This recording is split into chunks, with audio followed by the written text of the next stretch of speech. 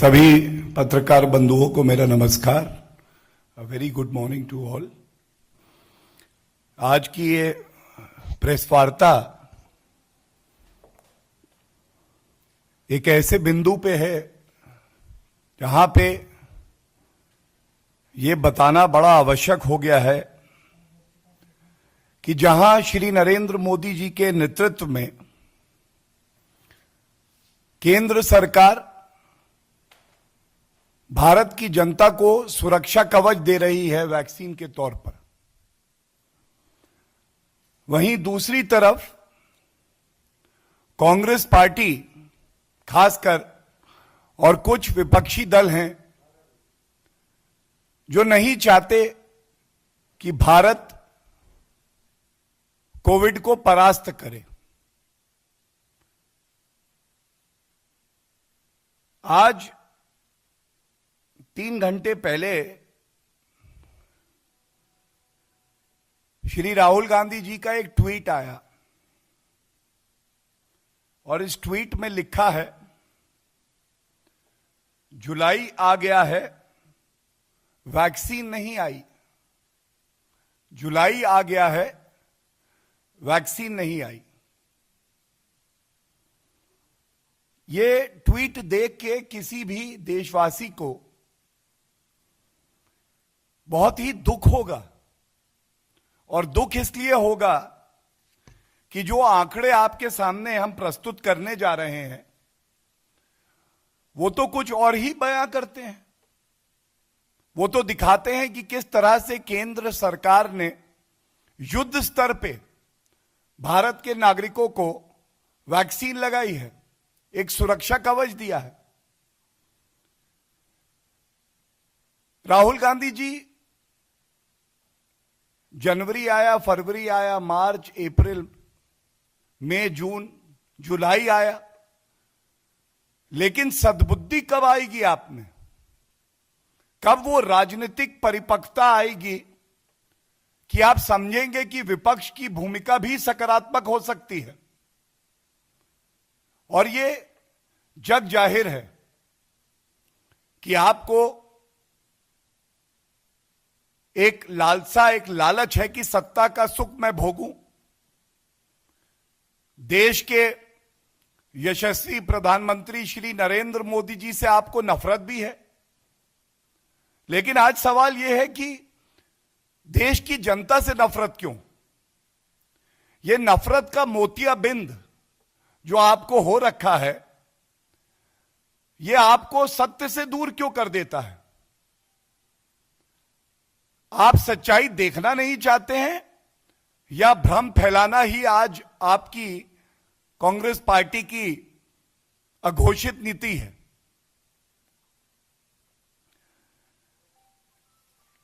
जब ये प्रेस वार्ता हम लोग कर रहे हैं, हम सब जानते हैं कि 21 जून से वैक्सीनेशन ड्राइव में एक नई तेजी, एक नई उछाल आई, और ये कहते हुए भी हमें गर्व होता है कि भारत विश्व में आज ऐसा देश है जिसने अपने 34 करोड़ नागरिकों को सुरक्षा कवच दिया है। हम सब जानते हैं कि वैक्सीन एक इकलौता ऐसा तरीका है जिससे आप भारत की जनता को सुरक्षित कर सकते हैं। और राहुल गांधी जी, ये प्रश्न आपसे है, जुलाई आ गया, वैक्सीन नहीं आई, तो जो आंकड़े हैं, जुलाई की ही पहले बात कर लेते हैं। 1 जुलाई को जिसके आंकड़े आज आए हैं, 24 घंटे में 41,60,000 वैक्सीन लगाई गई, और 21 तारीख से लेके आज तक जो डेटा सामने आया है, राहुल गांधी जी, 11 दिनों का ये डेटा है। भारत में 6 करोड़ 85 लाख वैक्सीन लगाई गई हैं 11 दिन की समय अवधि में। और अगर इसका औसत निकाला जाए, एवरेज निकाला जाए, तो प्रतिदिन 24 घंटे में यह 62 लाख के आसपास होता है। तो राहुल गांधी जी, यह सवाल आपसे जरूर पूछा जाएगा, थोड़ा होमवर्क आप भी करेंगे, पढ़ाई लिखाई करेंगे, और आज आपकी यह जिम्मेदारी है कि अगर आपने एक ट्वीट किया जो बहुत ही हल्का ट्वीट था, तो आप ये जानकारी दें कि क्या विश्व में कोई और देश ऐसा है, कितने देश हैं जहां पे 24 घंटे में 62 लाख वैक्सीन औसतन लगे हैं पिछले 11 दिन की अवधि में।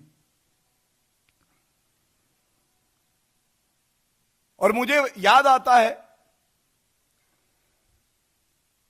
जब भारत में 2 वैक्सीन कोविशील्ड, जो भारत में बड़ी मात्रा में निर्मित हो रहा है, और कोवैक्सीन, स्वदेशी वैक्सीन जिसे हमारे वैज्ञानिकों ने बनाया, और हर भारतीय को गर्व हुआ कि भारत वैक्सीन आविष्कार करने में और उत्पादन करने में अव्वल है।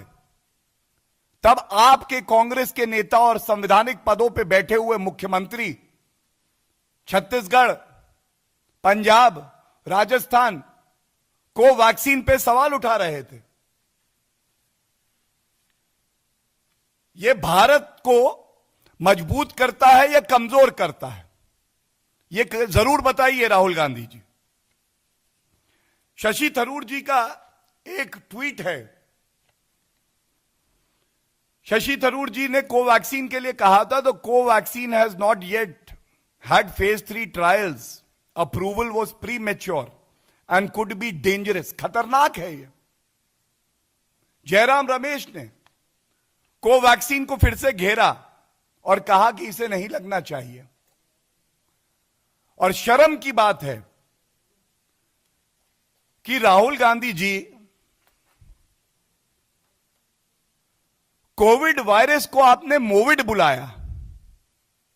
अगर हल्की राजनीति करनी होती तो बहुत से लोग कहते हैं कि इसको रोविड बुलाओ, हम भी कह सकते थे। हम भी कह सकते थे रोविड वायरस जो है भारत में बहुत ही खतरनाक है, क्योंकि यह अंदर से भारत को खोखला करने का काम करता है। लेकिन श्री नरेंद्र मोदी जी इस वायरस से लड़ने का ये जो प्रयास है, ये जो युद्ध स्तर पे काम चल रहा है, इसे भाजपा और गैर भाजपा शासित राज्यों में नहीं बांटना चाहते। ऐसे भी राजनीतिक दल हैं जिनका नाम लेना भी यहां उचित नहीं होगा, क्योंकि उनकी ना इतनी योग्यता है, ना उनकी ऐसी रेपुटेशन है कि उनका नाम लिया जाए। उन्होंने इसे बीजेपी का टीका बता दिया था। उन्होंने बीजेपी का टीका बताया, और ये राष्ट्रीय अध्यक्ष जिस पार्टी के हैं उन्हीं के पिताजी ने वो टीका लगवाया, क्योंकि वो जानते थे ये भारत का टीका है। क्या ये जिम्मेदारी आज विपक्ष की नहीं है कि जब वो अनर्गल आरोप लगाए, इस तरह के ओछे हल्के गंदे ट्वीट करें, तो अपने आप से जरूर पूछें कि अगर हम आज सरकार को घेरें सिर्फ इसलिए क्योंकि हमें घेरना है या मोदी जी से नफरत है, तो क्या हम भारत की लड़ाई जो कोविड के खिलाफ है उसको कमजोर कर रहे हैं कि मजबूत कर रहे हैं? और मैं पुनः कहूंगा,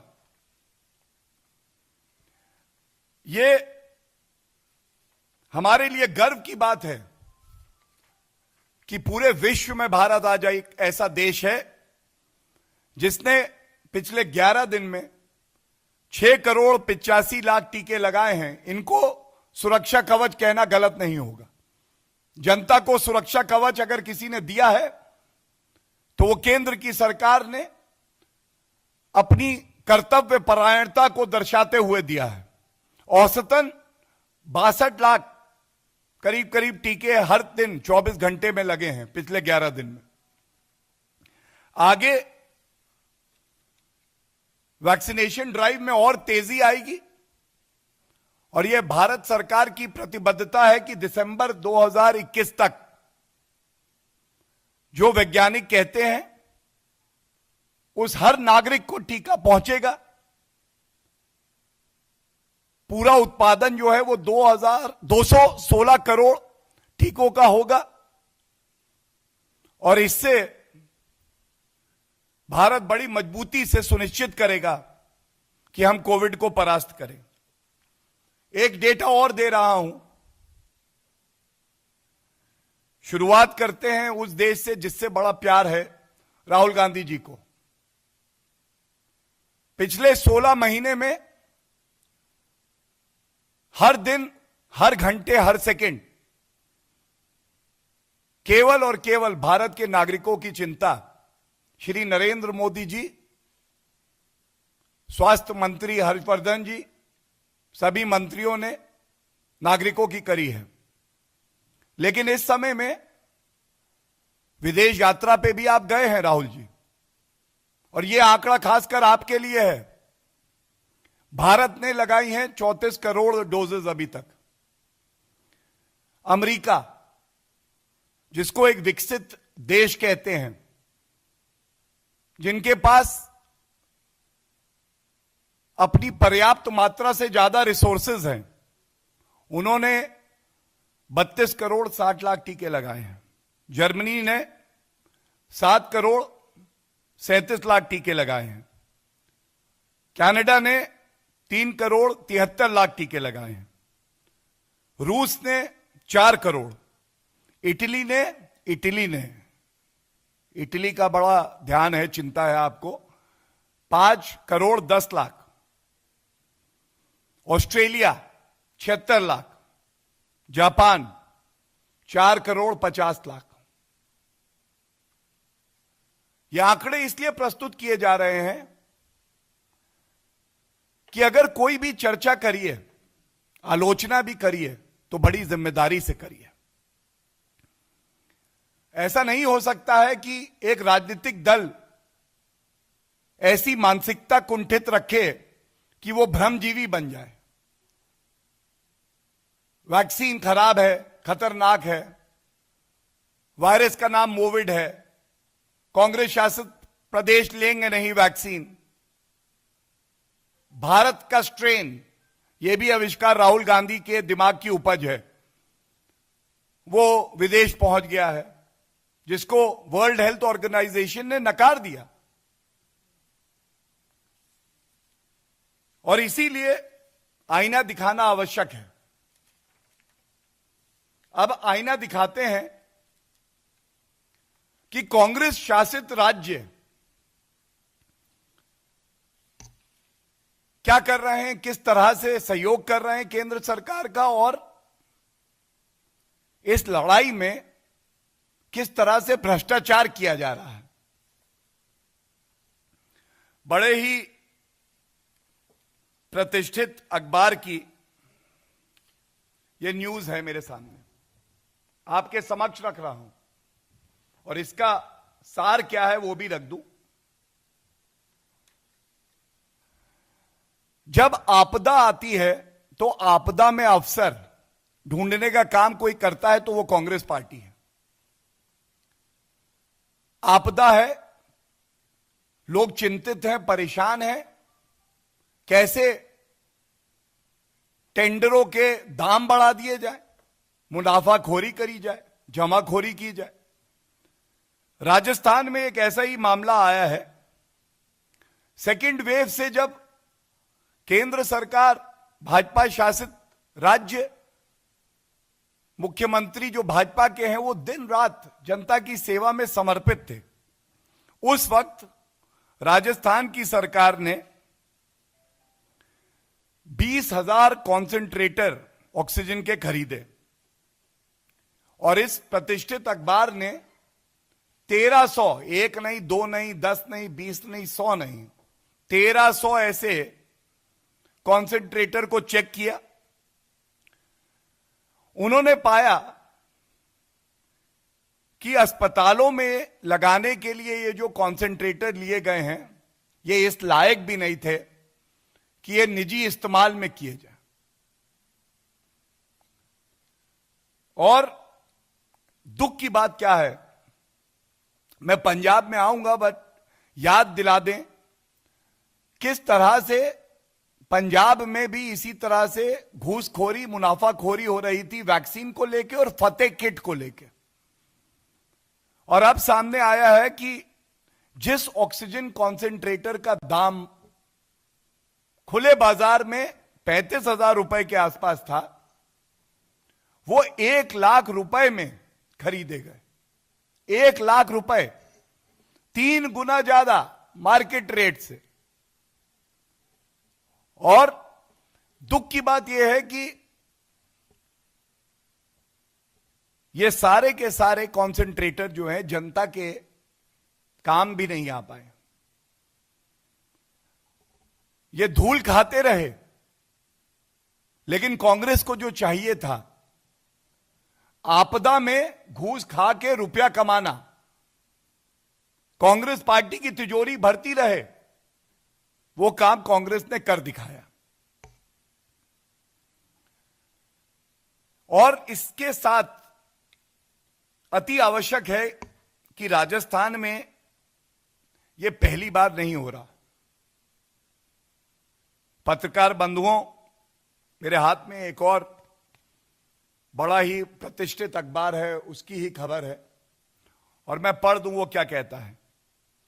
राजस्थान में टीके की बर्बादी, 35 सेंटरों के कचरे में मिली 500 वायल, इनमें 2,500 से भी ज्यादा डोज। एक डोज का मतलब है एक भारतीय नागरिक की जान बचाना।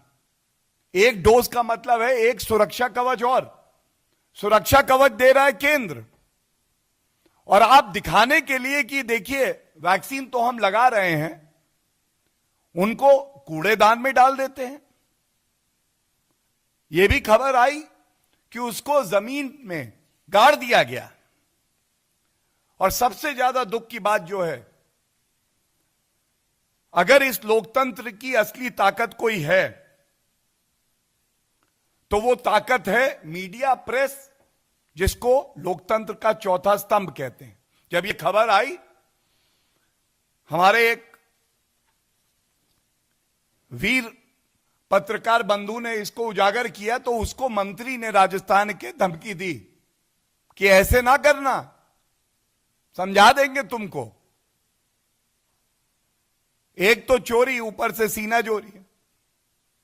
लेकिन राहुल गांधी जी ने, सोनिया गांधी जी ने इतनी चिंता भी नहीं करी कि वो राजस्थान के मुख्यमंत्री अशोक गहलोत जी से पूछें, गहलोत जी ये हो क्या रहा है।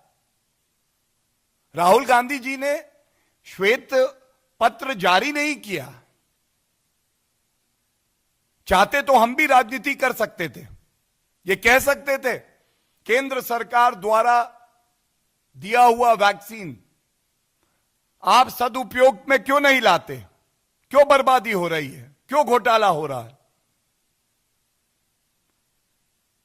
हमने हर वो संभव कार्य किया जिससे हर वैक्सीन की डोज नागरिक की जान बचाए। बात वैक्सीन की हो रही है, आईना दिखाना अति आवश्यक है। हो सकता है कांग्रेस को अपना चेहरा एक भ्रष्टाचारी, घिनौने व्यक्ति का दिखे, और दिखना भी चाहिए, क्योंकि जनता का हक आप मार रहे हैं, आप ओछी राजनीति कर रहे हैं। राहुल गांधी जी यहीं से प्रेस वार्ता भारतीय जनता पार्टी ने करी थी। एक वैक्सीन घोटाला पंजाब में भी हुआ था। जून के प्रथम सप्ताह की बात है। 400 रुपए की वैक्सीन खरीदी आपने, पंजाब सरकार ने, और उसको प्राइवेट अस्पतालों को 1,060 रुपए का बेचा। दुगने से भी ज्यादा, 2.5 गुना हो गया। उस पे प्राइवेट अस्पतालों ने और मुनाफा कमाया और आम जनता को ये 1500 रुपए से 2000 रुपए का पड़ा। 400 रुपए का वैक्सीन जनता को पंजाब में 1500 से 2000 रुपए का पड़ रहा है। जनवरी आया, फरवरी, मार्च, अप्रैल, मई, जून, जुलाई, सद्बुद्धि क्यों नहीं आई? जून जुलाई आप बोले क्यों नहीं? राहुल गांधी जी, सोनिया गांधी जी को कष्ट और पीड़ा क्यों नहीं हुई? भ्रष्टाचार कर रहे हैं आप। हमारे भाई बहनों के लिए जो सुरक्षा कवच है उससे आपकी तिजोरी भरी जाए, यह कतई बर्दाश्त नहीं होगा मिस्टर राहुल गांधी। और सबसे ज्यादा दुख की बात यह है, ये जो पंजाब का वैक्सीन घोटाला है, इसमें चीफ सेक्रेटरी पंजाब अपने अधिकृत ट्विटर हैंडल से ट्वीट करती हैं कि नागरिकों जाओ प्राइवेट अस्पतालों में, तो हमने वैक्सीन दे दिया है, जल्दी लगवाइए। सरकार निकम्मी निठल्ली रहेगी पंजाब की। प्राइवेट अस्पतालों में आप 1500 रुपए से लेकर 2000 रुपए का वैक्सीन लगवाओ, कमीशन वापस आ जाएगी कांग्रेस के पास। बात हो गई राजस्थान की, बात हो गई पंजाब की। महाराष्ट्र पीछे नहीं रह सकता। महाराष्ट्र में तो घोषित वसूली सरकार है, वसूली तो वहां होनी ही होनी है। और भ्रष्टाचार के एक मामले का खुलासा हुआ है। जो महाराष्ट्र स्टेट माइनिंग कॉरपोरेशन है, इसने एक अलॉटमेंट किया है टेंडर का, और जिसको किया है वो योग्य नहीं था, और जो क्राइटेरिया था, जो मानक थे, उसको पूरा भी नहीं करता था। और विचित्र महावसूली अघाड़ी है महाराष्ट्र में। सत्ता में कांग्रेस भी साथ में है, और कांग्रेस के ही नेता, महाराष्ट्र कांग्रेस के प्रमुख नाना पटोले कह रहे हैं भ्रष्टाचार हुआ है। ऐसा लगता है कि शायद जो घूसखोरी और कमीशन महाराष्ट्र सरकार ने खाई है, उसमें भ्रष्टाचारी कांग्रेस को उसका हिस्सा नहीं मिला इस बार। एक सवाल भी पूछ लेते हैं, नाना पटोले जी, अगर आप ये आरोप लगा रहे हैं कि उद्धव ठाकरे जी की सरकार भ्रष्टाचार कर रही है, गलत टेंडर दिए जा रहे हैं, खनन माफियाओं के साथ उनका तार जुड़ा है, ऐसी भी क्या मजबूरी है कि सत्ता में बने ही रहना है? क्या आप ये मान रहे हैं कि आपकी नाक के नीचे भ्रष्टाचार होगा, लेकिन समर्थन तो आप देंगे, सरकार में तो आप बने रहेंगे? लेकिन ठीक भी है, कांग्रेस पार्टी है, भ्रष्टाचार के ऑक्सीजन से ही इनके फेफड़े फूलते हैं, और इसीलिए बात कमीशन की फिर से आ जाती है, वसूली की फिर से आ जाती है। और बड़े दुख से मैं एक बात कह दूं, एक श्वेत पत्र राहुल गांधी जी, मिस्टर राहुल गांधी, महाराष्ट्र के लिए जरूर बनाइएगा, और इसकी वजह मैं बता दूं। महाराष्ट्र वो प्रदेश है जहां पे दुखद 1,25,397 दुखद मौतें कोविड से हुई हैं।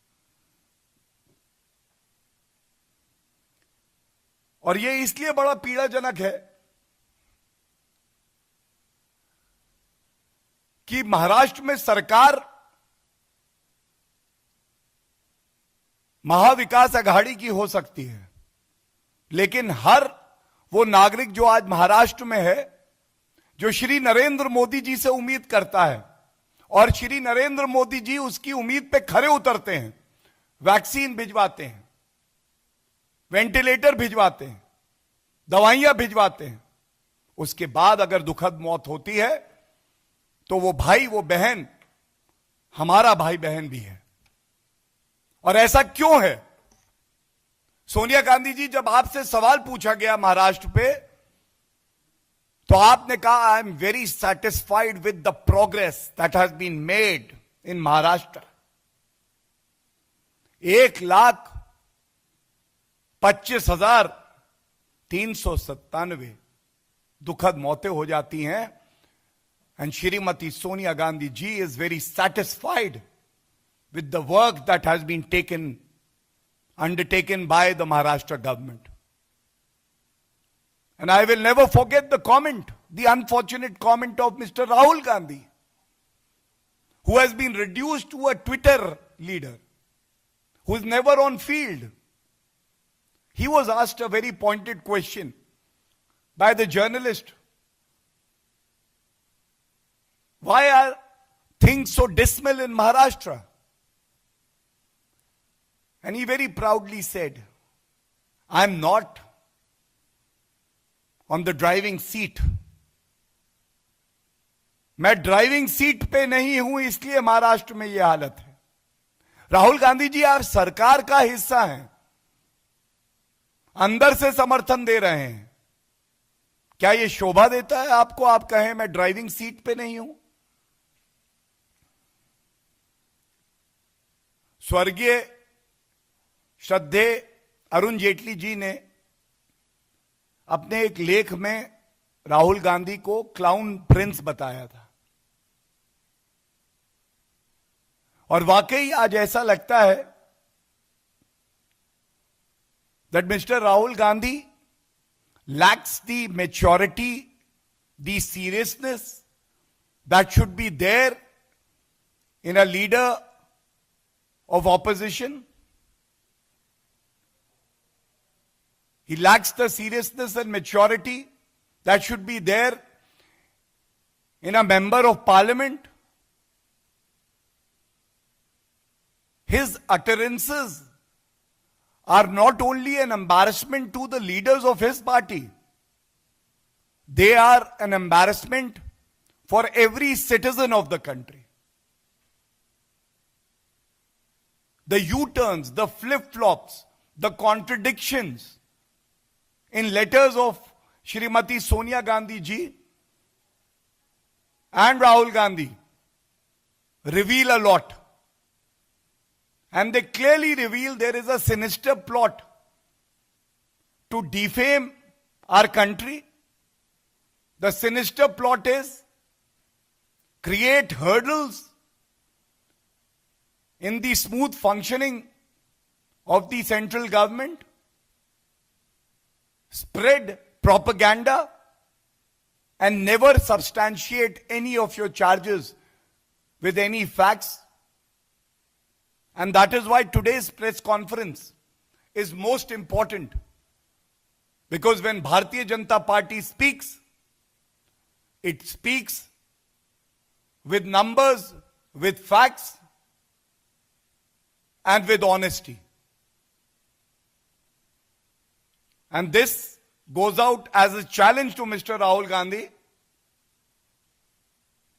When you say July आ गया, वैक्सीन नहीं आई, लोग ये भी कहते हैं 51 जुलाई आए, परिपक्वता क्यों नहीं आई, समझदारी क्यों नहीं आई, जिम्मेदारी क्यों नहीं आई?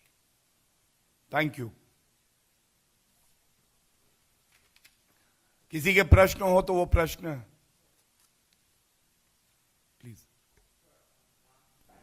So basically AIMIM has tweeted out a video and they have also put out a clipping of Mr. Owaisi making an appeal to people that this time we won't let Yogi Adityanath come to power again. Now, many are seeing it as a religious appeal, rather a political appeal. How would you like to react to it, sir? Your question is not on today's press conference directly, but I'll still, in a line endeavor to answer it. Everyone in a democracy has the right to field their candidates to participate in the festival of our democracy, which is called the elections. However, everything about AIMIM, starting from its name, which has the term Muslimin, is communal. And there has been a sea change in Uttar Pradesh since the time Yogi Adityanath ji took charge and has been serving the people of Uttar Pradesh with utmost sincerity. We see development in Uttar Pradesh, which was missing in the earlier governments of Samajwadi Party and BSP. We have seen how law and order has drastically improved, not just improved, drastically improved. The criminals today are afraid of the strong hand of law. The criminals are behind bars. But there will be politics of hatred, of communal in nature, by not just AIMIM, but by parties like Samajwadi Party, by the Congress. The point here is very simple. Bharatiya Janata Party firmly believes sabka saath, sabka vikas, sabka vishwas. Religion of a person will not determine the nature of the policy that will be implemented by the BJP government, be it the center or the state of Uttar Pradesh. And in the end, it was disgraceful that the erstwhile Samajwadi Party government made a proclamation, made an announcement in their manifesto that we will release even accused persons who have been charged with serious crimes of terrorism if they belong to a particular community. We will give assistance to young girls, and every young girl is entitled to get all the benefit from the government. But you cannot have a discriminatory policy that a girl will get scholarship or assistance from the state government on the basis of her religion. And this is all part of their manifesto. I speak with some responsibility. The people of Uttar Pradesh have full faith in the dynamic leadership of Yogi Adityanath ji, and we are very sure we will again form the government in Uttar Pradesh, and this time even with more seats. Thank you.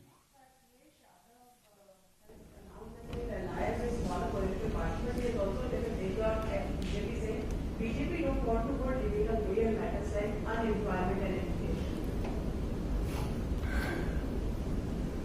Let him put his house in order first. He is not having a political party. It's a Parivar party. And we all know that members of his own Parivar are not listening to him. So I will leave it at that. And Bharatiya Janata Party has a very good connect with the citizenry of Uttar Pradesh. And we are bound to succeed because of the honest, transparent and people-serving government that we have seen in Uttar Pradesh. Thank you. और आज के issue पे कोई है अगर प्रश्न तो पूछ सकते हैं. हो गया. Please. Post-war violence have to be registered and investigated, or victims have to be given medical treatment and ration as well. This is the entire order coming from the Calcutta High Court. this would be the final question. For the state of West Bengal, it seems that state-sponsored violence has become the rule there. And you asked a very pertinent question. Being a lawyer myself, I will only tell you that when a heinous crime is committed, as per the Criminal Procedure Code, as well as the Supreme Court judgment in the Lalita Kumari case, FIR needs to be registered mandatorily. The violence was being perpetrated by anti-social elements having their connect with the TMC, and thus police also was being pressurized not to register cases. The very fact that 5 judges bench of the Honorable Calcutta High Court is hearing this matter shows how Constitution of our country has been butchered by the Chief Minister Mamata Banerjee. And in a country or state governed by rule of law, by the Constitution, there is no such place for anarchism which Mamata Banerjee has shown. We will fight tooth and nail against the misrule of Mamata Banerjee ji, as well as we stand with every worker of the BJP who believes in our vibrant democracy as well as the ethos and the ideology of the Bharatiya Janata Party. Thank you.